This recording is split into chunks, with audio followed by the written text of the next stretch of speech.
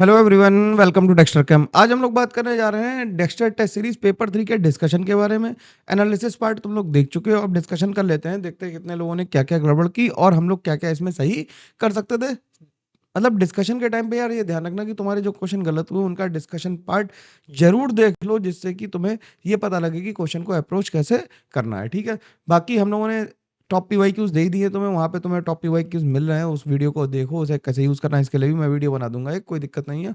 और बाकी पीवाईक्यूज लगातार आते रहेंगे, टेंशन लेने की जरूरत नहीं है। और बाकी जो सालों के पीवाईक्यूज हैं टॉप, वो भी मैं लेके आऊंगा जल्दी से, उसके लिए परेशान होने की जरूरत नहीं। मैं सब कुछ कर रहा हूँ, whatever it takes to get you selected. ठीक है, चलो स्ट्रेट अवे क्वेश्चन नंबर 1 पे चलते हैं।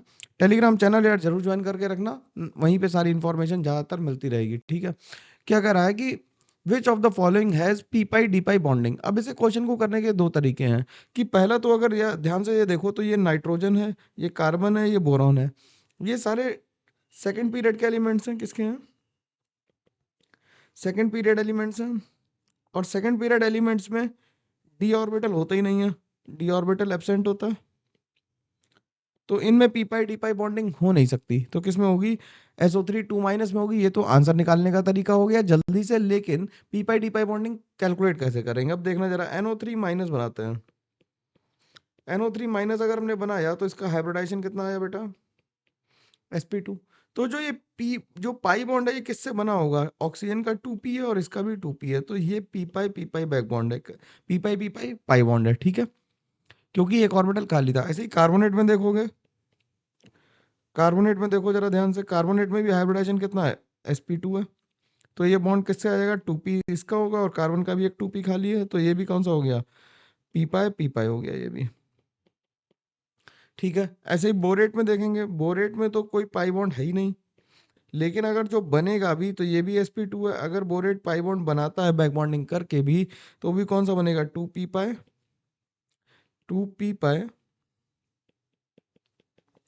2p पाई बॉन्ड बनेगा।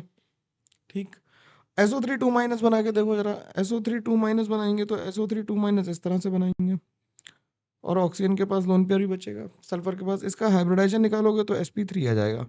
अब जब sp3 हाइब्रिडाइजेशन आया ना, क्योंकि 3 सिग्मा बॉन्ड और एक लोन पेयर है, तो हुआ क्या कि तीनों p ऑर्बिटल जो सल्फर के हैं वो इंगेज हो गए। ये बात समझ में आ रही? सल्फर के जो 3p ऑर्बिटल्स थे तीनों, वो कैसे हैं? हाइब्रिडाइजेशन में इंगेज हैं। तो सल्फर के पास जो ऑर्बिटल बचा वो वेकेंट 3d ऑर्बिटल बचा, और इसका तो है p। तो ये किस में हो रही है? 2p और 3d के बीच में पाई बॉन्डिंग हो रही है। तो ये जो है वो पी पाई डी पाई है। तो पी पाई डी पाई निकालने का तरीका समझे, पहले हाइब्रिडाइजेशन निकालेंगे और उसके बाद सोचेंगे कि क्या करना है। ठीक है ना, कि अगर तीनों पी इंगेज हैं तो डी पाई, अगर तीनों पी इंगेज नहीं है तो वो पी पाई ही होगी, चाहे ऑर्बिटल कोई से भी मतलब उसका हो, क्या कहते हैं, क्या कहते हैं, पीरियड का। ठीक, अब SO2 देख लेते हैं, एक एग्जांपल और देख लेते हैं। इसमें SO2 देख लो। SO2 देखो तो SO2 में सल्फर के पास एक लोन पेयर है। अब सल्फर का हाइब्रिडाइजेशन कितना है? sp2। तो सल्फर के पास एक p ऑर्बिटल है, और d ऑर्बिटल्स हैं, और 3d ऑर्बिटल्स हैं। ठीक, p ऑर्बिटल और 3d ऑर्बिटल्स हैं। अब p ऑर्बिटल में तो एक बॉन्ड जो बना होगा वो p से p में बन गया होगा। तो ये वाला मान लेते हैं ये 2p पाई 3p पाई बॉन्ड है। अब p जब एक इंगेज हो गया तो तीनों p ऑर्बिटल खत्म हो गए, तो ये वाला कौन सा बचेगा? ये बचेगा p पाई और d पाई बचेगा। तो निकालने का तरीका समझ में आना चाहिए। काफी लोगों को इसमें कंफ्यूजन होता है और बहुत दिक्कत का सामना करना पड़ता है, लेकिन सवाल इजी होता है, आसानी से किया जा सकता है। ठीक है, अगला सवाल क्या कह रहा है? अगला सवाल कह रहा है the heat evolve in the combustion of benzene is given by this. अब ये जो हीट गिवन है तुम्हें, अगर तुम ध्यान से देखोगे तो ये 1 मोल ऑफ बेंजीन के लिए गिवन है। 1 मोल ऑफ बेंजीन के लिए गिवन है, और 39 ग्राम का मतलब है 78 से डिवाइड करना है, तो हाफ मोल ऑफ बेंजीन हो गया। हाफ मोल ऑफ बेंजीन हो गया। तो 1 मोल के लिए गिवन था और हाफ मोल के लिए हमें निकालना है, तो कितना आ जाएगी? हीट इवॉल्व विल बी,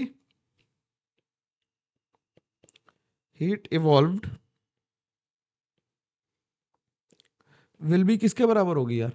कि जितना दिया हुआ है कितना, 3264.6 डिवाइडेड बाई 2, हाफ हो जाएगी उसकी, तो कितना आ जाएगा आंसर? 1633 आ जाएगा। ठीक, तो ये आंसर इसका बी मार्क कर देंगे, सबसे नियरेस्ट आंसर यही आ रहा तो बी मार्क कर देंगे। ठीक है, कोई दिक्कत की बात नहीं। समझ में आया कि 1 मोल के लिए गिवन था। सवाल को ध्यान से देखो, सवाल देखने में बड़ा है लेकिन हम 1 मोल के लिए गिवन है और हमें हाफ मोल के लिए निकालना है, तो सीधे ही 1/2 कर देंगे हीट का, तो आंसर हमारा आ जाएगा। अगला सवाल क्या कह रहा है? अगला सवाल कह रहा था major product of this reaction. अब ये रिएक्शन अगर तुम ध्यान से देखो तो ये क्रॉस कैनिज़ारो है बच्चा। क्या है? क्रॉस कैनिज़ारो है। अगर ये क्रॉस कैनिज़ारो रिएक्शन है तो क्रॉस कैनिज़ारो में क्या होगा? अगर मैं मैकेनिज्म लिखूं तो हम ये चेक करेंगे कि पहले OH माइनस किस पे अटैक करेगा। यहाँ पे डेल्टा प्लस है और यहाँ पे डेल्टा प्लस है। तो OH माइनस कहाँ पे अटैक करेगा? जहाँ पे डेल्टा प्लस ज़्यादा होगा, यानी कि फॉर्मल्डिहाइड पे। OH माइनस ने फॉर्मल्डिहाइड पे अटैक किया, ये ऊपर गया तो क्या बन गया? HCO माइनस बना, OH बना और H बना, और इससे फिर PHCHO बन गया। ये वापस आया और इसने इस पे अटैक किया, और ये रिएक्शन ऐसी है जो 100% एफिशिएंसी से होती है, यानी कि केवल क्रॉसओवर प्रोडक्ट ही बनते हैं इसमें। जो सेल्फ वाले प्रोडक्ट हैं वो ना के बराबर बनते हैं या नहीं बनते, 100% एफिशिएंट होती है रिएक्शन। तो जो फाइनल प्रोडक्ट आ जाएगा, बाद में H प्लस भी डाला है, बिल्कुल डाला है, H3O प्लस इसमें डाल दो तो ये आ जाएगा PHCH2OH और बन जाएगा क्या? HCOH। तो जो ऑप्शन मैच करेगा देख लो भाई कौन सा मैच करेगा, PHCOH। तो ऑप्शन हमारा डी मैच कर रहा है, तो आंसर क्या आ जाएगा? डी आ जाएगा इसका। ठीक है, क्रॉस कैनिज़ारो का सिंपल सवाल जो आसानी से लगना चाहिए था, कोई इसमें समस्या नहीं आनी चाहिए थी। ठीक, अगला सवाल। अगला सवाल केमिकल बॉन्डिंग का कह रहा है क्या? Identify the set of molecules with different shapes and central atoms with different hybridisation. अब डिफरेंट शेप और डिफरेंट हाइब्रिडाइजेशन चाहिए, तो अगर हम देखें SnCl2 को देखें, SnCl2 का हाइब्रिडाइजेशन कैसा है? सबका हाइब्रिडाइजेशन लिख लेते हैं। SnCl2 का क्या हो जाएगा? sp3 हो जाएगा। SnCl2 क्या हो जाएगा? sp3 हो जाएगा। कार्बन के नीचे आता 10 नहीं, sp2 हो जाएगा। ठीक, और शेप कैसी हो जाएगी? बेंट। BeCl2 कैसा हो जाएगा? sp हो जाएगा और लीनियर हो जाएगा। OF2 कैसा हो जाएगा? OF2 हो जाएगा sp3 और कैसा हो जाएगा? बेंट। तो ये ऑप्शन नहीं सही हो सकता क्योंकि दो बेंट आ गए। H2O को देखो, H2O कैसा है? sp3 है और बेंट है। SO2 कैसा है? SO2 sp2 है और बेंट है। भाई हाइब्रिडाइजेशन सब लोग निकाल लेते हैं, मैं ऐसा मान लेता हूँ कि हाइब्रिडाइजेशन के लिए स्ट्रक्चर बना लेंगे और सिग्मा और पाई बॉन्ड गिन के हम लोग, सिग्मा और बॉन्ड और लोन पेयर गिन के हम लोग हाइब्रिडाइजेशन काउंट कर लेंगे। HOCl तो बेंट हो जाएगा, sp2 है। तो शेप सेम है लेकिन हाइब्रिडाइजेशन डिफरेंट आ गया। शेप भी सेम आ गई तो ये भी आंसर नहीं होगा, मैं डिफरेंट शेप और डिफरेंट हाइब्रिडाइजेशन चाहिए। अब अमोनिया देखना जरा। अमोनिया, अमोनिया कैसा आ गया? अमोनिया कैसा आ गया? अमोनिया आया sp3 और ये आ गया पिरामिडल। सबको लिख देते हैं। H2SO3 कैसा होता है? H2SO3 का अगर तुम्हें नहीं समझ में आ रहा तो H2SO3 का स्ट्रक्चर बना लो यार। तो इसमें 3 सिग्मा एक लोन पेयर आ गया, sp3 आ गया, और ये भी कैसा होगा? पिरामिडल होगा। और XeO3 भी कैसा होगा? XeO3 भी अगर नहीं समझ में आ रहा तो ड्राइंग बनाओ, जो भी नहीं समझ में आ रहा उसके लिए ड्राइंग बना लो यार, कोई दिक्कत नहीं। तो ये क्या आ गया? sp3 आ गया और ये भी पिरामिडल आ गया, तो ये तो सब सेम ही आ गए। तो आंसर हमारा क्या आ गया? आंसर तो डी आ गया। तो आंसर डी मार्क कर देंगे, लेकिन डी में जो कौन कौन से हैं वो लिख लेते हैं, CF4, XCF4 और SF4। तो SF4 देखो जरा, SF4 कैसा हो जाएगा? sp3d हो जाएगा। 4 सिग्मा एक लोन पेयर है इसके पास में, तो sp3d हो जाएगा। sp3d हो गया तो ये हाइब्रिड, इसका जो शेप आता है कैसा आता है? सीसॉ आता है। XCF4 कैसा हो गया? XCF4 हो गया sp3d2 हो गया, तो ये हो गया स्क्वायर प्लेनर,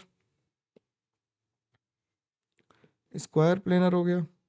और CF4 कैसा हो गया? CF4 हो गया अब कैसा? sp3 यानी कि टेट्राहेड्रल हो गया। तो ये तीनों अलग अलग हाइब्रिडाइजेशन भी आ गए और ये हाइब्रिडाइजेशन भी अलग है और शेप भी अलग है, तो आंसर हमारा जो आ जाएगा वो डी आ जाएगा। ठीक है, अगले सवाल पे चलते हैं। अगला सवाल कह रहा है which is a wrong IUPAC name of chlorocyclohexane dione. Chlorocyclohexane dione, जरा देखना, इसे देख लेते हैं क्या लिखा है ये। ठीक, इसे अगर देखोगे तो ये लिखा है 1,4-साइक्लोडाइओन। ठीक, डाइइनोन, डाइओन है, ठीक है। और 3 पे क्लोरो है, तो 3 पे क्लोरो रखोगे जब, तो नंबरिंग कैसी आ जाएगी? 1 2, तो ये तो गलत नाम है, तो आंसर तो यही हो गया, रॉन्ग पूछ रहा है। अगला देखो 2 क्लोरो कहेंगे तो 2 क्लोरो तो ऐसा ही है, इसका नाम क्या लिखेंगे? 2 क्लोरो 1,4,1,3 लिखना चाहिए, इसे भी बना देते हैं, ये 1,4 हो जाएगा। साइक्लोडाइओन हेक्सेन तो लिख ही देते हैं। ठीक, सेकंड वाले का नाम स्ट्रक्चर कैसा बनाएंगे देख लो भाई। 1 3 पे डाइओन लिखना है और 2 पे क्लोरो लगाना है, तो किधर से भी नंबरिंग कर लो तो ये तो सही लिखा हुआ है।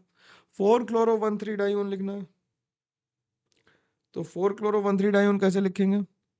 4 क्लोरो बनाने के लिए क्या करो, यहाँ पे डबल बॉन्ड लिख लो, यहाँ पे Cl लिख लो। अब जब नंबरिंग करेंगे तो कैसे करेंगे, 1 2 3 4 करेंगे। ठीक है, क्योंकि प्राइमरी फंक्शनल ग्रुप को पहला नंबर देंगे। ठीक, और जब हम 5 क्लोरो 1 3 साइक्लोडाइओन लिखेंगे तो यहाँ पे लगा देंगे Cl। ठीक है, तो ये सारे सही हैं, जो गलत है वो कौन सा, ए है। स्ट्रक्चर बनाने हैं चाहिए नॉमेनक्लेचर का, ये थोड़ा सा डिफिकल्ट क्वेश्चन था। अगला कह रहा था normal boiling point and delta H of a liquid X are this and this respectively, assuming delta H to be constant, which of the following is correct. ठीक, तो डेल्टा एस कितना हो जाएगा, डेल्टा एस हो जाएगा delta H upon T के बराबर। Delta S कितना है, 40 इंटू 10⁻³ अपॉन 400, तो यानी कि 100 आ गया ये। ठीक, ये क्या आ गया, 100 आ गया। सही है। अब डेल्टा एस वेपराइजेशन अगर 100 से ज़्यादा होगा तो उस टाइम पे जो प्रेशर होगा वो कम होगा, क्योंकि ये प्रेशर कैसा है, 1 atm पे बात हो रही है, तो ये 1 atm पे बात हो रही है। ठीक, तो 1 atm पे अगर बात हो रही है तो क्या हो गया, ये पहला ऑप्शन तो सही हो गया इसका, पहला ऑप्शन इसका सही हो गया कि अगर प्रेशर कम होगा तो एंट्रोपी क्या होगी, बढ़ जाएगी। अगर प्रेशर सेम है तो इक्वल टू आएगा, ऐसा तो नहीं आ सकता ये। ठीक, 2 एटीएम पे क्या होगा, 2 एटीएम पे प्रेशर बढ़ाने से क्या होगा, सेम वॉल्यूम पे प्रेशर बढ़ाएंगे तो एंट्रोपी क्या होगी, एंट्रोपी कम हो जाएगी, तो ये सही हो गया।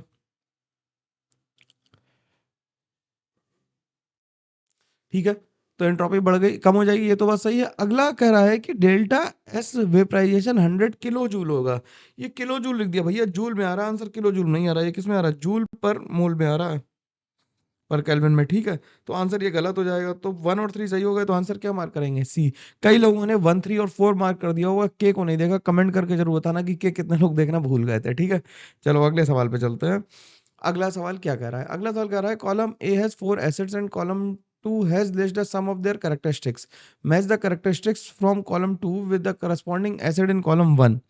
अब देखो क्या कर रहा है, पहला हमारे पास है chloro para chloro benzoic acid है, ये CO2 इवॉल्व कर देगा NaCO3 के साथ। बिल्कुल ठीक बात है, क्योंकि NaCO3 जो भी कार्बो एसिड्स पैरानाइट्रोफिनॉल से ज्यादा एसिडिक होते हैं उनके साथ CO2 इवॉल्व करता है। ठीक है, अगला कह रहा है stronger acid than at least one of the two, तो ये स्ट्रॉन्गर है किससे, इससे भी और इससे, तो तीनों सही, तो वन ऑफ द टू से कह रहा है, तो क्यू भी ठीक हो गया।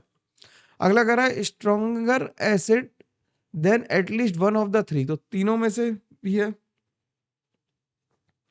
तो पी क्यू आर हो गया। अगला कह रहा है inductive effect as well as resonance have increasing effect on acidic strength. Resonance है तो क्या होगा, एसिडिक स्ट्रेंथ कम होगी, और इंडक्टिव इफेक्ट से क्या होगी, बढ़ेगी, तो ये आंसर गलत हो गया, तो पी क्यू आर आ गया। ठीक है, पी क्यू आर आ गया। अब जरा सी को देखो, बी को देखो। बी के लिए क्या कह रहा है, बी कह रहा है कि ये CO2 देगा, CO2 नहीं देगा, पी तो नहीं हो रहा। स्ट्रॉन्गर एसिड है दो से, नहीं, ये दोनों ज्यादा स्ट्रॉन्गर है, ये तो किसी से भी स्ट्रॉन्गर नहीं है, तो ये भी नहीं होगा। स्ट्रॉन्गर दो से नहीं है तो तीन से तो कैसे ही होगा, तो ये भी गलत हो गया। और एस से इंडक्टिव इफेक्ट और रेजोनेंस से दोनों से एसिड की स्ट्रेंथ बढ़ा रही, ये भी गलत बात है, तो इसके लिए नो मैच आ गया। तो पी क्यू आर और नो मैच वाला ऑप्शन तो डी है, तो डी मार्क कर देंगे, लेकिन बाकी ऑप्शंस को भी देख लेते हैं। अगला कह रहा है कि क्लोरोफिनॉल और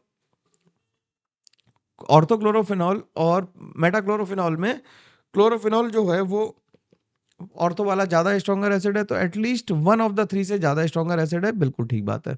बाकी CO2 नहीं निकालेगा, टू से नहीं, और इंडक्टिव इफेक्ट और रेजोनेंस इफेक्ट दोनों से ही एसिड की स्ट्रेंथ को बढ़ावा नहीं मिलेगा। ठीक, क्योंकि क्लोरीन कैसा इफेक्ट लगाता, प्लस एम लगाता, प्लस एम से क्या होगा, इलेक्ट्रॉन वापस आएंगे, और इलेक्ट्रॉन वापस आने से एसिड की स्ट्रेंथ कम हो जानी चाहिए, लेकिन वैसा हुआ नहीं, तो आर हो गया। तो सी का आर मैच कर रहा है, बिल्कुल कर रहा है। अब अगला क्या कर रहा है, पैरानाइट्रोफिनॉल। पैरानाइट्रोफिनॉल CO2 के साथ NaCO3 के साथ CO2 नहीं इवॉल्व करता, लेकिन स्ट्रॉन्गर एसिड है किसने, दो से, दो से ज्यादा है, तो क्यू हो गया। तो एक से तो ज्यादा, तीन में से एक से तो ज्यादा ही है, और एस हो गया, क्यों, क्योंकि इसका -I और -M इफेक्ट होता है, जिससे कि ये सबको सेटिस्फाई कर जाएगा, तो आंसर क्या आ जाएगा, डी। ठीक है, कठिन सवाल था, थोड़ा सा लगाने में मेहनत लगेगी, लेकिन लगा लेंगे। अगला सवाल क्या कह रहा है, अगला कह रहा है which of the following will have a meso isomer also. तो इसमें तो एक कायरल है तो मीसो हो ही नहीं सकता, कैन नॉट फॉर्म मीसो। इसमें कोई कायरल ही नहीं है, नो कायरल। इसमें एक कायरल, इसमें भी कोई कायरल नहीं है, नो कायरल। तो मीसो केवल वही बना सकते हैं जिनमें पास क्या होता है, कम से कम दो कायरल कार्बन हो और उनमें प्लेन ऑफ सिमेट्री हो। तो इसमें प्लेन ऑफ सिमेट्री है, ये पीओएस, और दो कायरल कार्बन है, तो ये है मीसो। ठीक है, तो आंसर क्या आ जाएगा, सी आ जाएगा। आसान सवाल था बेहद, है ना। बस तो मीजो की डेफिनेशन पता होनी चाहिए।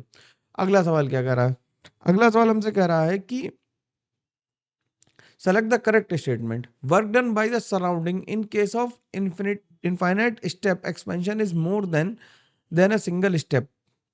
ठीक, work done by the surrounding कह रहा है, बाय द सराउंडिंग नहीं, work done by the system ज्यादा होता है, सराउंडिंग वाला तो कम होता है। तो ये तो गलत हो गया, निगेटिव होगा ना। सही है, सही है। अगला क्या कह रहा है, irreversible work done by the surrounding on the system is always greater than the reversible work. ये सही बात है, क्योंकि work done by the surrounding कह रहा है, बाय द सराउंडिंग पे जोर देने की बात है, ध्यान रखना भाई। कह रहा है on an ideal gas in case of single stage expansion and compression system as well as surrounding are restored back to their original state. बिल्कुल गलत बात, ऐसा हो ही नहीं सकता। सिंगल स्टेप में इरिवर्सिबल काम कर रहे हो, सिंगल स्टेप का मतलब क्या है, इरिवर्सिबल काम कर रहे हो, और इरिवर्सिबल काम करने में अपनी ओरिजिनल स्टेट में वापस नहीं आता, क्योंकि हम सराउंडिंग को डिफरेंट मतलब क्या करते हैं, सराउंडिंग को डिस्टर्ब करते हैं, तभी तो हम कहते हैं कि इक्विलिब्रियम एस्टेब्लिश नहीं हो रहा, तभी उसकी डेफिनेशन ही यही है। स्लो प्रोसेस या रिवर्सिबल प्रोसेस की डेफिनेशन ये है कि जब सिस्टम और सराउंडिंग हमेशा इक्विलिब्रियम में रहेंगे तभी हम क्या कहेंगे कि रिवर्सिबल प्रोसेस है। ठीक है, अगला क्या कर रहा है, if the gas in thermodynamic equilibrium is taken from state A to B by successive four stage of expansion, then we can plot maximum 4 point on the graph। देखते हैं भाई, देखो भाई, यहां से पीवी कर्व बना लिया हम लोगों ने, और ए से बी तक गए फोर स्टेज में, एक, stage one, stage two, stage three, ठीक, और स्टेज फोर। तो हम कितने पॉइंट बना सकते हैं, एक, दो, तीन, चार, पांच बना सकते हैं, चार तो नहीं बना सकते। तो ये तो गलत हो गया भाई। तो आंसर केवल क्या आया, टू सही हुआ, बाकी सारे तो गलत हो गए। अगला सवाल क्या कह रहा है, अगला कह रहा है the lowest melting solid among the following elements is. वो तो टिन है, ये तो याद रखने वाला सवाल है, इसमें कोई दिक्कत की बात नहीं है, ये तो याद रखना है ना, पीरियोडिक प्रॉपर्टीज या फिर कारण फैमिली का सिंपल सीधा सवाल, इसे याद ही रखना, और मैं इसमें कोई एक्सप्लेनेशन नहीं दे सकता। ठीक, अगला क्या कह रहा है, अगला कह रहा है if the oxidation state of carbon in BS3 is +3 and the oxidation state of central atom of SiS3 and SiCH4, तो CH4 में hydrogen is less electronegative than carbon. तो सी के की अगर हम एक्स मान लें, एक्स +1 इंटू 4 = 0, तो एक्स की वैल्यू कितनी आ जाएगी, -4। और सिलिकॉन से electronegativity of silicon is less than electronegativity of hydrogen. तो जब सिलिकॉन में निकालोगे तो इसे एक्स मानोगे, और इसमें सिलिकॉन हाइड्राइड की तरह होगा, तो एक्स की वैल्यू कितनी आ जाएगी, +4 आ जाएगी। तो +4 और -4 आंसर आ जाएगा। ठीक है, क्योंकि कार्बन से हाइड्रोजन ज्यादा कम इलेक्ट्रोनेगेटिव और सिलिकॉन से ज्यादा, ये इलेक्ट्रोनेगेटिविटी का सवाल था रादर देन ऑक्सीडेशन स्टेट का। ठीक, अगला सवाल क्या कह रहा है, अगला सवाल कह रहा है कि the choose the correct lattice energy का ऑर्डर। अब जब हम हाइड्राइड्स की बात करते हैं तो टॉप टू बॉटम आते समय लैटिस एनर्जी क्या होती है, कम होती जाती है, क्या होती जाती है, लैटिस एनर्जी कम होती जाती है। तो आंसर क्या आ जाएगा, डी आ जाएगा। ठीक है, टॉप टू बॉटम आते समय क्या होगी, लैटिस एनर्जी कम होगी, तो क्योंकि साइज कॉम्पेटिबिलिटी गड़बड़ हो जाती है इसलिए लैटिस एनर्जी कम हो जाती है। ठीक है, अगला सवाल देखते हैं। अगला सवाल कह रहा है which of the following equation does not represent the velocity v of the ejected electron when a metal is made to strike with the light of frequency nu and the threshold frequency is nu naught. ठीक है, तो हमसे क्या कह रहा है कि H nu is equal to हो जाएगा किसके बराबर, H nu naught plus half M V square. तो हम इसे क्या लिख सकते हैं, 2h nu minus nu naught is equal to M V square. तो v की वैल्यू आ जाएगी √2h nu minus nu naught upon m। ठीक, तो कह रहा है कि Which of the following does not represents the velocity of electron ejected electron made on a metal surface strike with the threshold frequency of this? ठीक है, तो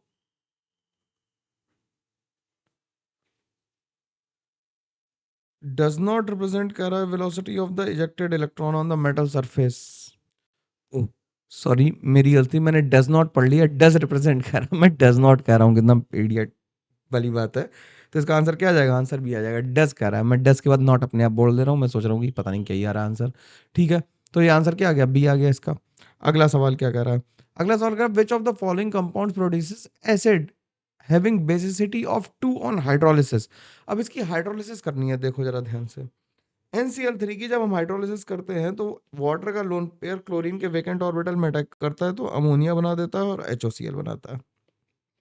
ठीक, जब Al2CH3 होल 6 की हाइड्रोलिसिस होती है तो CH4 बनेगा और AlOH होल थ्राइस बन जाएगा। जब SOCl2 की हाइड्रोलिसिस SO2Cl2 की हाइड्रोलिसिस होगी तो क्या होगा? H2SO4 बन जाएगा और क्या बनेगा? HCl बनेगा। सॉरी, क्या बनेगा? हाँ, HCl बनेगा। ठीक, और हमसे क्या रहा है? Mg3N2 की होगी जब हाइड्रोलिसिस तो MgOH होल ट्वाइस बन जाएगा और हमसे बन जाएगा क्या? अमोनिया। अब बेसिक 2 वाला एसिड कौन सा है? H2SO4, तो आंसर क्या आ जाएगा? आंसर सी आ जाएगा। ठीक है, हाइड्रोलिसिस करना आसान काम है, कोई मुश्किल की बात नहीं है। जैसे तुम्हें इसकी करनी हो, अकल लगाते हैं थोड़ी सी, देखो तुम्हें बिल्कुल मजेदार तरीका सिखाते हैं कि SO2Cl2 है, तुमने SO2Cl2 बना लिया। वाटर ऑर्गेनिक की रिएक्शन मैकेनिज्म लिख पाते हैं तो वाटर का लोन पेयर आया, ऊपर आया, नीचे आया और Cl को निकाल किनारे कर दिया, तो आ गया SOOH Cl और OH। फिर वाटर का लोन पेयर आया और इसे निकाल दो तो H2SO4 बन गया। देखा, मैकेनिज्म भी लिखी जाती है इनऑर्गेनिक रिएक्शन की, लेकिन उसके लिए भैया केमिस्ट्री तुम्हें बिल्कुल इन डेप्थ अच्छे से पता होनी चाहिए, तो तुम बिल्कुल लिख पाओगे। ठीक है, अगला सवाल क्या कह रहा है? कह रहा है which of the following statement is correct for this. अब इसमें थीटा 1 है, ये थीटा 1 है, अगर नहीं दिख रहा हो, ये थीटा 3 है, ये थीटा 2 है। कई लोगों ने क्या किया होगा कि थीटा 1 को छोटा कह दिया होगा थीटा 2 से, क्योंकि फिगर ऐसा बनाया गया। एक्चुअली क्या होगा कि इन पाई बॉन्ड्स के बीच में क्या होगा? रिपल्शन होगा। पाई बॉन्ड्स के बीच में क्या होगा? रिपल्शन होगा, स्टेरिक रिपल्शन होगा। ठीक, तो ये ध्यान रखना कि सिग्मा और पाई बॉन्ड में अगर दो पाई बॉन्ड आ जाएंगे तो पाई इलेक्ट्रॉन क्लाउड ज्यादा स्पेस ऑक्यूपाई करता है, तो उनके बीच में रिपल्शन ज्यादा होगा, और ज्यादा रिपल्शन होने की वजह से क्या होगा? ज्यादा रिपल्शन होने की वजह से बॉन्ड एंगल बढ़ जाएगा। ठीक है ना, sp3 है तो बॉन्ड एंगल क्या होगा? बढ़ जाएगा। अगला सवाल क्या कह रहा है? अगला सवाल कह रहा है identify the correct method for the synthesis of the following compound shown. अब हमें क्या बनाना है? तो हम इसे एक एक करके सारे लिखने पड़ेंगे कंपाउंड, यार आराम से लिखते हैं। पहली रिएक्शन कौन सी है? फ्रीडल क्राफ्ट है, फ्रीडल क्राफ्ट एसाइलेशन है ये। तो इससे क्या बन जाएगा भाई? What will form is CO CH2CH2CH3। ठीक, तो ये इसका ए बन गया, इसे मान लेते हैं, यहां से ए बन गया ये। अब ZnHgHcl से क्या हुआ? ZnHgHcl से ये बन गया CH2CH2CH2CH3। ठीक, ये बी बन गया और बी की HNO3 से रिएक्शन कराई H2SO4 के साथ, तो इससे पैरा पे नाइट्रो बन गया। यही हमें बनाना था, तो आंसर तो बी आ गया। अगर हम सी को भी बना लेते हैं, सी को भी बना लो यार, क्या दिक्कत है? सी को बनाओगे तो क्या आ जाएगा? आगे ज़्यादा लिखने की जरूरत नहीं, पहली स्टेप तो वही होगी। HNO3 डालेंगे तो ये क्या करेगा? HNO3 कहाँ ले जाएगा? इसे मेटा पे ले जाएगा। HNO3 H2SO4 कहाँ ले जाएगा? इसे मेटा पे ले जाएगा। मैं सारे ही लिख देता हूँ जिससे तुम्हें कंफर्ट आ जाएगी, रिएक्शन को लिखा जा सकता है, it's not a big deal at all, है ना। तो इसे मेटा पे ले जाएगा तो इससे आंसर तो नहीं आने वाला, इसे छोड़ देंगे इसलिए। फिर KMnO4 OH माइनस साथ करेंगे तो ये हाइड्रोलाइज हो गए, कार्बोक्सिलिक एसिड बना देगा, तो इससे भी कोई आंसर नहीं आएगा, तो आंसर क्या आ जाएगा? बी आ जाएगा। ठीक है, अगला सवाल क्या कह रहा है? अगला सवाल कह रहा है कि match the atoms with their corresponding electron affinity. अब इलेक्ट्रॉन एफिनिटी की बात हो रही है, तो इलेक्ट्रॉन एफिनिटी सबसे ज्यादा किसकी होगी? सबसे ज्यादा होगी F+ की। तो Q का 2 होगा क्योंकि F को सबसे ज़्यादा इलेक्ट्रॉन चाहिए होगा उसे, भाई तुमने मिर्चा लगा दी, तो Q का 2 एक ऑप्शन में दे रखा है, तो इसे बाकी से ही मैच करा लेते हैं। अब Cl+ और Cl में किसकी ज़्यादा होगी? Cl+ की ज़्यादा होगी, तो ये भी मैच कर गया यार, है ना? अब Cl और F में किसकी ज़्यादा इलेक्ट्रॉन एफिनिटी? Cl की ज़्यादा है और F की कम है। तो इलेक्ट्रॉन एफिनिटी का ऑर्डर क्या होता है? F किससे F की कम होती, किसकी ज़्यादा होती? Cl की, फिर F की, है ना? साइज़ की वजह से। अरे उल्टा लिख दे रहा हूँ मैं। Cl की इलेक्ट्रॉन एफिनिटी ज़्यादा है किससे? F से, ड्यू टू साइज़, है ना? अगला सवाल। अगला सवाल कह रहा है कि in the detection of nitrogen of an organic compound by Lassaigne Prussian blue colour is obtained, this is due to the formation of Fe4 FeCN6।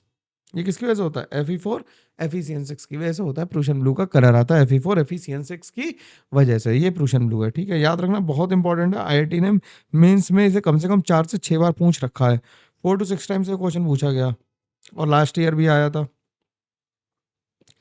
ठीक है, तो इस बात का ध्यान रखते हुए आगे बढ़ेंगे हम लोग, है ना? अगला सवाल क्या कह रहा है? अगला सवाल कह रहा है कि identify Z in the following sequence of reaction. तो CH2Br2 से अल्कोहलिक केवल से रिएक्शन कराई, फिर NaNH2 से कराई। तो CH2Br तुम ऐसा ले सकते हो, दो ऑप्शन है इसके पास तुम्हारे पास लेने के, या फिर तुम ये ले लो CH3CHBr2। ठीक, दोनों से ही जब अल्कोहलिक KOH की रिएक्शन कराओगे तो इससे बन जाएगा CH2 सिंगल बॉन्ड CHBr, और इससे अल्कोहलिक KOH की रिएक्शन कराओगे तो बन जाएगा CH2 CHBr। दोनों से सेम बन गया। अब NaNH2 से रिएक्शन कराएंगे तो NaNH2 से रिएक्शन करा के क्या बन जाएंगी? एल्काइन बन जाएगी, बन जाएगी। एल्काइन बन गई X। अब इसे हमने रेड हॉट आयरन में पास कर दिया, रेड हॉट आयरन में पास कर दिया तो इससे बन गई बेंजीन। इससे क्या बन गई? बेंजीन बन गई। और बेंजीन को जब हम लोगों ने एसिटिक एनहाइड्राइड में पास किया तो इससे बन गया क्या? COCH3। ठीक, सही है। तो ये क्या है? ये एसिटोफिनॉन है। ये क्या है? एसिटोफिनॉन है। तो ये Z बन गया एसिटोफिनॉन, आसानी से बन पा रहा, कोई इसमें दिक्कत नहीं। और ये रिएक्शन कौन सी है? ये रिएक्शन फिर से फिडेल क्राफ्ट है, लास्ट वाली, है ना? ठीक है, तो दोनों ऑप्शन ले लिए जिससे कि कोई कंफ्यूजन ना हो कि सर एक ही से क्यों शुरू किया, हम दोनों से शुरू कर सकते हैं, अपनी इच्छा है। अगला क्या कह रहा है? Which of the following complex is most stable. अब कॉम्प्लेक्स की स्टेबिलिटी कई बातों पर डिपेंड करती है, जिसमें क्या आता है? सबसे पहले हम देखते हैं चार्ज। तो सेंट्रल मेटल आयन पे कितना चार्ज है? तो सब पे 3 ऑक्सीडेशन स्टेट है। ठीक, अब हम कहेंगे क्या कि greater the field strength of ligand, greater the stability of complex, greater the stability of complex। तो क्या बन गया? तो सबसे ज़्यादा किसकी फील्ड स्ट्रेंथ है? CN की, फिर है NH3 की, फिर है किसकी? वाटर की, और लास्ट में किसकी? F- की।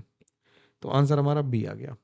ठीक है, सवाल अच्छे थे पेपर में, कई सवालों में काफ़ी मेहनत करनी पड़ रही थी, तो सवाल को कायदे से करना। अब हम लोग इंटीजर टाइप क्वेश्चंस पे चल रहे हैं। इंटीजर टाइप क्वेश्चंस में पहला कह रहा है क्या कि among the following the number of reactions that produce benzaldehyde are, कौन कौन सी बेंजल्डिहाइड बनाती? तो ये पहली रिएक्शन कौन सी है, इसका नाम बताओगे भाई? इसकी इसका अगर नाम तुम कमेंट में बता दो तो बहुत ही अच्छी बात है। चलो मैं ही लिख देता हूँ, गाटरमैन कोच है। ये कौन सी है? गाटरमैन कोच रिएक्शन है। अगली रिएक्शन में वाटर के साथ हम हीट कर रहे हैं तो क्या बन जाएगा? वाटर के साथ SN2 होगी, 2 OH लग जाएंगे, या SN1 के थ्रू 2 OH लग जाएंगे, फिर माइनस वाटर होगा तो इससे भी बेंजल्डिहाइड बन जाएगा। आसान। H2PDBSO4 से रोजमंड रिडक्शन है, तुम्हें ये याद आना चाहिए तभी फायदा है। रोजनमंड्स रिडक्शन है ये। रोजनमंड्स रिडक्शन में क्या बन जाएगा? यहाँ पे एल्डिहाइड बन जाएगा। और डाइबल H भी क्या करता है? एस्टर को रिड्यूस करके कहाँ तक ले जाता है? एल्डिहाइड में। ठीक, तो डाइबल H से ही बन गया, तो टोटल सबसे बन जा रहा है, तो आंसर क्या आ जाएगा? 4। 4 के चारों बना दे रहा है। अगला सवाल क्या कर रहा? अगला कह रहा है 25 grams of a non volatile solute dissolve in 100 grams of water, the vapour pressure is lowered by this, if the vapour pressure of water is this, what is the molecular weight of the solute. ठीक है, तो lowering in vapour pressure निकाल लो पहले। Lowering in vapour pressure कितनी आ गई? Lowering in vapour pressure जो आ गई वो आ गई 17.5 माइनस 0.225, यानी कि 17.225 आ गई। ठीक, तो अरे सॉरी, हिल गया हाथ। ठीक है, तो हम फॉर्मूला का यूज कर लेंगे, P naught minus P upon P is equals to N B by N A. ठीक है, अप्रॉक्सीमेट फार्मूला यूज कर लेते हैं। अप्रॉक्सीमेट फार्मूला यूज करेंगे तो क्या आ जाएगा, 0.225 अपॉन 17.5 इज इक्वल्स टू, ये हो जाएगा एन बी कितना है, gram weight upon molar mass, 25 grams लिए अपॉन मोलर मास, और वाटर के कितने लिए, 100 ग्राम्स इंटू 18। ठीक, सिंपल। सॉल्व कर दो इसे, तो m की वैल्यू कितनी आ जाएगी यहाँ से, ये 25 चौक 100 हो जाएगा यहाँ से, तो m की वैल्यू आ जाएगी 0.22, सॉरी, m की वैल्यू आ जाएगी कितनी, 18 इंटू 17.5 डिवाइडेड बाई 4 इंटू 0.225। इसे सॉल्व कर दोगे तो 350 ग्राम से आंसर आ जाएगा, बिल्कुल शानदार तरीके से, कोई कैलकुलेशन बहुत भारी नहीं है, और ये नंबर भी आपस में कैंसिल आउट हो जाएंगे। अगर तुम इसे कैंसिल करोगे तो 2 जीरो ऊपर बढ़ा लो। ठीक है, ये 25 से काट दो, 25 700 आ जाएगा ये, और 25 से आ जाएगा 9, 9 से आ जाएगा 9 दूनी 18। ठीक, 2 से आ जाएगा 2, और ये फिर कट गया, देखा मैंने पूरा सॉल्व कर दिया। चाहो तो कर सकते हो, लेकिन फिर मैं सोचता हूँ इतनी मेहनत मैं ही क्यों करूँ सारी। ठीक है, थोड़ी मेहनत तो यार तुम्हें करनी बनती है ना, पेपर में तुम्हें देना है ना, मैं क्यों कैलकुलेशन करता हूँ। ठीक, अब अगला क्या कह रहा है, at 40 degree centigrade the vapour pressure of the methyl alcohol and ethyl alcohol solution is represented by this. ठीक है, तो मिथाइल अल्कोहल और इथाइल अल्कोहल के लिए हम क्या करें, हम पी टोटल को लिख लें। पी टोटल किसके बराबर होता है, एक्स से P A naught plus X B P B naught, और X B P B naught को हम अगर कन्वर्ट कर दें 1 माइनस एक्स से पी ए नॉट में, तो ये पी बी नॉट इधर आ जाएगा, plus P A naught minus P B naught times X A आ जाएगा। तो पी वी नॉट की वैल्यू किसके बराबर आ गई, पी वी नॉट की वैल्यू आ गई 38 के बराबर, कंपेयर करने पे इक्वेशन को, और पी ए नॉट की वैल्यू आ जाएगी कितनी, P A naught minus P V naught की वैल्यू आ गई कितनी, 120। तो पी ए नॉट की वैल्यू आ गई कितनी, 258 आ गई। अब कह रहा है कि जब X B tends to zero होगा, अगर हम इस फॉर्मूले में X B tends to zero लगा दें, इसमें X B tends to zero लगा दो, तो क्या हो जाएगा, पी टोटल किसके बराबर हो जाएगा, एक्स से अपॉन एक्स से पी ए नॉट के बराबर हो जाएगा, और डिवाइड बाई एक्स से कर दें तो हमें पी ए नॉट की वैल्यू ही फाइंड आउट करनी थी टोटल मिला के। तो पी ए नॉट की वैल्यू कितनी आ गई, 258 आ गई। बात समझ में आई। ऊपर वाली इक्वेशन में हमने क्या किया, X B tends to zero कर दिया, X B tends to zero किया तो पी टोटल किसके बराबर हो गया, एक्स से पी ए नॉट के बराबर, और अपॉन एक्स से निकालना था, तो पी ए नॉट की वैल्यू ही हमें फाइंड आउट करनी थी। ठीक है, बात क्लियर हुई, आसानी से समझ में आ रहा है। ठीक है, अगला क्वेश्चन देखते हैं। मैराथन तो और भी आने वाली है, कनेक्टेड रहना, और लाइक शेयर सब्सक्राइब बहुत ज्यादा करना है यार, है ना, हम लोगों को जल्दी जल्दी बढ़ना है। क्या कर रहा है अगला, कि potassium selenate is an isomorphous with potassium sulphate. तो K2SeO4 जो है वो आइसोमॉर्फस है K2SO4 से, यानी क्रिस्टल स्ट्रक्चर उनका सेम है। अगर इसका मोलर मास कैलकुलेट कर लो तो 39 इंटू 2 प्लस सल्फर हो गया 32 प्लस ऑक्सीजन हो गया 64, तो ये हो गया कितना, 142। अब कह रहा है कि इसमें पोटेशियम सेलेनेट में क्या है, 50% क्या है, सेलेनियम है। तो टोटल मास, एटॉमिक मास का कितना आएगा, तो K2 और O4 का जो मास है वो कितना आ जाएगा, 142 आ जाएगा। 50, अगर 50% है तो सेलेनियम का मोलर मास कितना आ जाएगा, 142 ही आ जाएगा। ठीक है, क्योंकि 50% का रहा है तो बाकी का बचा हुआ मास क्या होगा, सेलेनियम का ही होगा, तो 142 आ जाएगा, तभी सेलेनेट बचेगा। ठीक है, सही है। अगला देखते हैं। अगला कह रहा था, total number of different types of carbonyl compound Z during the ozonolysis of benzene derivative of C8H10। तो C8H10 से देखना जरा, C8H10 बनाएंगे बेंजीन डेरिवेटिव में, तो एक तो ये बना सकते हैं कि यहाँ पे टोलुइन मतलब जाइलिन बना ले, ऑर्थोजाइलिन। दूसरा बना सकते हैं हम लोग मेटाजाइलिन। तीसरा बना सकते हैं पैराजाइलिन, और बना सकते हैं इथाइल बेंजीन।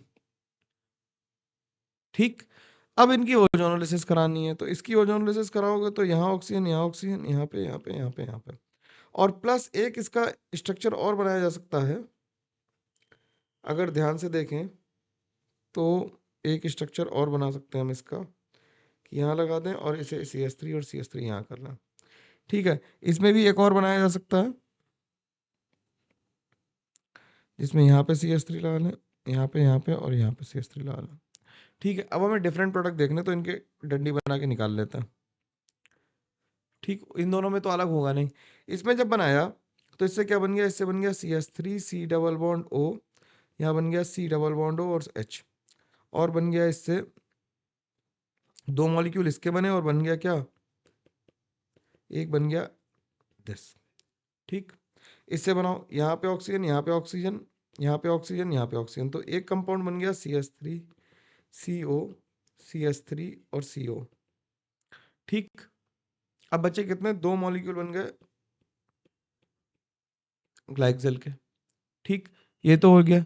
अब इससे टोटल मॉलिक्यूल कितने बने, इससे टोटल मॉलिक्यूल बने जो कितने हो गए, एक ये बना, एक ये बना और एक ये बना, तो 3 तरह के मॉलिक्यूल इससे आ गए। ठीक, इससे बनाओ जरा, ऑक्सीजन ऑक्सीजन ऑक्सीजन ऑक्सीजन और ऑक्सीजन ऑक्सीजन, तो इससे क्या बना, इससे बना CH3 C double bond O, बन गया CHO के 2 मॉलिक्यूल बनेंगे और बन जाएगा CHO CHO, तो ये तो आइडेंटिकल ही है, तो इन दोनों को तो लिखने की जरूरत नहीं। इससे बना लो, इससे यहाँ ऑक्सीजन, यहाँ ऑक्सीजन, यहाँ ऑक्सीजन, यहाँ ऑक्सीजन, तो इससे बना क्या, CH3 C double bond O CHO, इसके 2 मॉलिक्यूल और इससे भी आइडेंटिकली बन गया, तो इससे एक भी नया नहीं बन पाया, तो इससे बनाने का कोई फायदा नहीं हुआ। इससे बनाओ, इससे बनाओ, तो इससे क्या बन गया, CH3 C double bond O H, इसके 2, सॉरी यहाँ पे क्या आ जाएगा, C double bond O H, और इसके बन जाएंगे 2 मॉलिक्यूल और प्लस बन जाएगा SCHO के 2 मॉलिक्यूल्स, एक मॉलिक्यूल सॉरी। ठीक, तो ये भी वही सेम ही बन गया। इससे बनाओ, तो इससे क्या बन जाएगा, इससे बनेगा डबल बॉन्ड O और CHO, तो एक ये नया मॉलिक्यूल बन गया और 2 मॉलिक्यूल बन गए ग्लाइकोजेल के, तो एक नया इसमें बना और 3 इससे बने, तो टोटल कितने आ गए, 4 ही बन पाए यार नए, है ना। देखने में ऐसा लग रहा था कि बहुत सारे बनेंगे, लेकिन रिपीटेड थे तो 4 ही बन पाए। तो इस तरह से पेपर हम लोगों ने पूरा डिस्कस कर लिया। पेपर की फ्रीक्वेंसी धीरे धीरे करके बढ़ने वाली है, कनेक्टेड रहना है, खूब सारी पढ़ाई करते रहना। हम लोग मिलते हैं अगली क्लास में, तब तक के लिए thank you very much, take care, bye bye, ध्यान रखो, चैनल को लाइक शेयर सब्सक्राइब करते रहो। ठीक है, चलो बाय।